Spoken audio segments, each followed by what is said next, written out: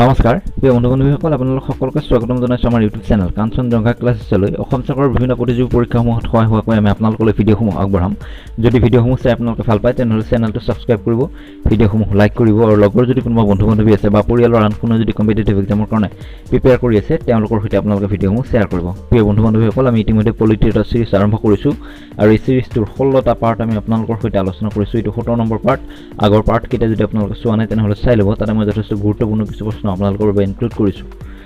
আৰু অসম চৰকাৰৰ এটা বিশেষ নিযুক্তি প্ৰক্ৰিয়া ইতিমধ্যে আৰম্ভ হ'ব বুলি মুখ্যমন্ত্ৰী মহোদয়ে উল্লেখ কৰিছে।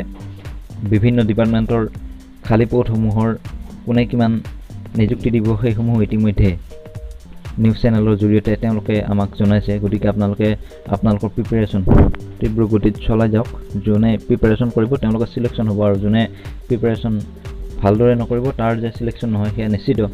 আৰু এটা চাকৰি ল'বৰ কাৰণে মিনিমাম 6 পৰা 8 মাহ প্ৰিপেৰেশ্যন কৰাটো অত্যন্ত জৰুৰী। গতিকে এতিয়াৰ পৰা আপোনালোকে পঢ়িবলৈ আৰম্ভ কৰক, তেতিয়াহে আপোনালোকে এটা ভাল ফলাফল লাভ কৰিবলৈ সক্ষম হ'ব। প্ৰিয় বন্ধু-বান্ধৱীসকল, পাৰ্ট 17ৰ প্ৰথম প্ৰশ্নটোলৈ গৈছোঁ।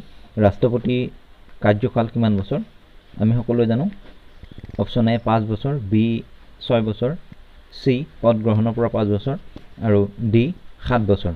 উত্তৰটো হ'ব অপশ্যন চি পদ গ্ৰহণৰ পৰা 5 বছৰ, অৰ্থাৎ পদ গ্ৰহণৰ দিনাখনৰ পৰা 5 বছৰলৈ ৰাষ্ট্ৰপতিয়ে কাৰ্যনিৰ্বাহ কৰে। 2 নম্বৰ প্ৰশ্নলৈ গৈছোঁ। ৰাষ্ট্ৰপতিৰ প্ৰস্তাৱক আৰু সমৰ্থকৰ সংখ্যা কিমান? অপশ্যন এ 50 জন প্ৰস্তাৱক আৰু 50 জন সমৰ্থক, 60 জন প্ৰস্তাৱক আৰু 60 জন সমৰ্থক। অপশ্যন চি 100 জন প্ৰস্তাৱক আৰু 100 জন সমৰ্থক। ডি ওপৰৰ এটাও নহয়। বিভিন্ন সময়ত এই প্ৰশ্নটো আমি অহা দেখিবলৈ পাইছোঁ। উত্তৰটো হ'ব যে ৰাষ্ট্ৰপতি প্ৰস্তাৱক 50 জন আৰু সমৰ্থক 50 জন। মনত ৰাখিব, 50 জন প্ৰস্তাৱক আৰু 50 জন সমৰ্থক। 3 নম্বৰ প্ৰশ্নটোলৈ গৈছোঁ। ৰাষ্ট্ৰপতি আমানতৰ ধন কিমান জমা দিব লাগে? অৰ্থাৎ ৰাষ্ট্ৰপতি নিৰ্বাচনত যদি কোনোবা প্ৰাৰ্থী অৱতীৰ্ণ হয় তেতিয়া তেওঁ কিমান টকা আমানতৰ ধন দিব লাগে? Option A 10,000, option B 20,000, option C 15,000, option D 50,000। উত্তৰটো হ'ব অপশ্যন চি 15,000 টকা। ৰাষ্ট্ৰপতিৰ আমানতৰ ধন 15,000 টকা। মনত ৰাখিব।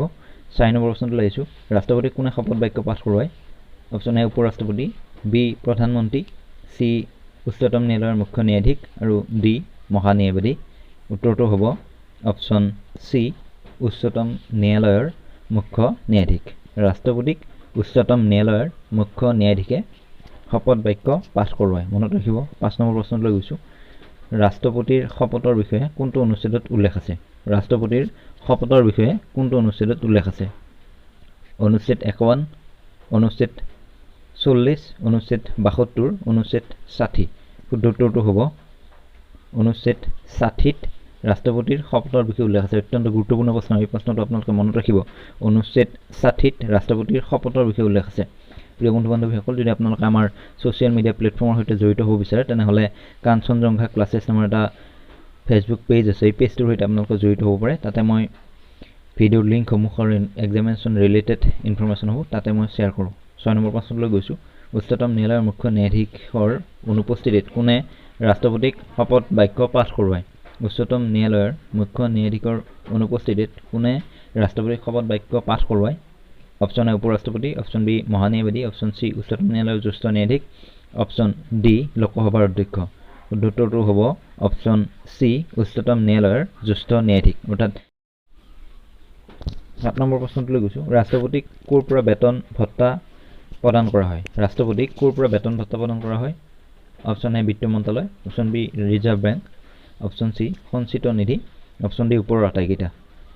শুদ্ধ উত্তৰটো হ'ব অপশ্যন চি সঞ্চিত নিধিৰ পৰা ৰাষ্ট্ৰপতিক বেতন ভত্তা প্ৰদান কৰা হয়। মনত ৰাখিব। 8 নম্বৰ প্ৰশ্নটোলৈ গৈছোঁ। ৰাষ্ট্ৰপতিৰ মহা অভিযোগৰ বিষয়ে কোনটো অনুচ্ছেদত উল্লেখ আছে? ৰাষ্ট্ৰপতিৰ মহা অভিযোগৰ বিষয়ে কোনটো অনুচ্ছেদত উল্লেখ আছে? অপশ্যন এ অনুচ্ছেদ 55, বি অনুচ্ছেদ 75, চি অনুচ্ছেদ 61, ডি অনুচ্ছেদ 40। এই অপশ্যনখিনিৰ ভিতৰত শুদ্ধ উত্তৰটো হ'ব অনুচ্ছেদ 61ত ৰাষ্ট্ৰপতিৰ মহা অভিযোগৰ বিষয়ে উল্লেখ আছে। অনুচ্ছেদ 61ত ৰাষ্ট্ৰপতিৰ মহা অভিযোগৰ বিষয়ে উল্লেখ আছে। মনত ৰাখিব। অত্যন্ত গুৰুত্বপূৰ্ণ প্ৰশ্ন এইটো। 9 নম্বৰ প্ৰশ্নটোলৈ গৈছোঁ। কি অভিযোগৰ ভিত্তিত ৰাষ্ট্ৰপতিৰ বিৰুদ্ধে মহা অভিযোগৰ প্ৰস্তাৱ আনিব পাৰি? কি অভিযোগৰ ভিত্তিত ৰাষ্ট্ৰপতিৰ বিৰুদ্ধে অভিযোগৰ প্ৰস্তাৱ আনিব পাৰি? অপশ্যন এ স্বৈৰাচাৰী শাসন, অপশ্যন বি ন্যায়ালয়ৰ অৱমাননা, অপশ্যন চি সংবিধান উলংঘন, অপশ্যন ডি ওপৰৰ আটাইকেইটা। এই আটাইকেইটাৰ ভিতৰত শুদ্ধ উত্তৰটো হ'ব অপশ্যন চি সংবিধান উলংঘন। সংবিধান উলংঘনৰ অভিযোগত ৰাষ্ট্ৰপতিৰ বিৰুদ্ধে মহা অভিযোগৰ প্ৰস্তাৱ আনিব পাৰি। 10 নম্বৰ প্ৰশ্নটো লৈ আহিছোঁ। মহা অভিযোগ উত্থাপন কৰাৰ কিমান দিন আগত ৰাষ্ট্ৰপতিক অৱগত কৰিব লাগিব? এ 30 দিন, বি 10 দিন, চি 14 দিন আৰু ডি 28 দিন। শুদ্ধ উত্তৰটো হ'ব চি 14 দিন। অৰ্থাৎ মহা অভিযোগ উত্থাপন কৰাৰ 14 দিন আগতে ৰাষ্ট্ৰপতিক তেখেতৰ বিৰুদ্ধে যি মহা অভিযোগ অনা হৈছে সেই বিষয়ে জনাব লাগিব বা অৱগত কৰিব লাগিব। প্ৰিয় বন্ধু বান্ধৱীসকল, যদি আপোনালোকে আমাৰ ভিডিঅ'সমূহ চাই ভাল পাইছে তেনেহ'লে চেনেলটো ছাবস্ক্ৰাইব কৰিব, ভিডিঅ'সমূহ লাইক কৰিব আৰু লগৰ যদি কোনোবা বন্ধু বান্ধৱী বা পৰিয়ালৰ আন কোনোবাই যদি কম্পিটিটিভ এক্সামৰ কাৰণে প্ৰিপেয়াৰ কৰি আছে তেওঁলোকৰ সৈতে আপোনালোকে ভিডিঅ'সমূহ শ্বেয়াৰ কৰিব।